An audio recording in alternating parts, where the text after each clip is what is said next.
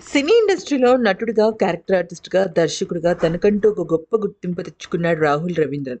అయితే 'అందాల రాక్షసి' సినిమాతో టాలీవుడ్ ఇండస్ట్రీకి పరిచయమైన తను మొదటి సినిమాతోనే హిట్ అందుకుని మంచి గుర్తింపు తెచ్చుకున్నాడు కదా! ఇదిలా ఉంటే నటుడు రాహుల్ రవీంద్రన్ ఇంట్లో తీవ్ర విషాదం నెలకొంది.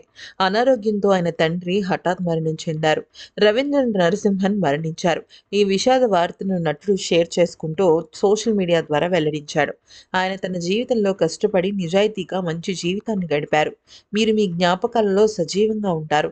ఇక నాన్న ఉన్నారులే చూసుకుంటారు అనే మాటకి విలువ నాన్నని కోల్పోయిన వాళ్ళకే తెలుసు. నాకు ఈరోజు తెలిసిందే. ఎప్పటికీ మీ జ్ఞాపకాలు నాలో బ్రతికి ఉంటాయి నాన్న అంటూ రాహుల్ ఎమోషన్ అయ్యారు. అయితే రాహుల్‌తో పాటుగా ఆయన సతీమణి చిన్మయి శ్రీపాద వీళ్ళిద్దరూ కూడా సమంతకి బెస్ట్ ఫ్రెండ్స్ అనమాట. వీళ్ళిద్దరూ సమంత, నాగచైతన్యల డెస్టినేషన్ మ్యారేజ్‌కి కూడా వెళ్లారు. అయితే ఇక ఈ విషాద సమయంలో తన స్నేహితుడికి ఓదార్పునిచ్చింది సమంత. ఈ విషాద సమయంలో నువ్వు ధైర్యంగా ఉండాలి అంటూ తను గుర్తు చేసింది.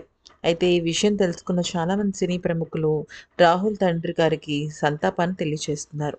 ధైర్యంగా ఉండాలని, ఎక్కడ ఆత్మవిశ్వాసాన్ని కోల్పోకూడదు అంటూ అందరూ సూచిస్తున్నారు.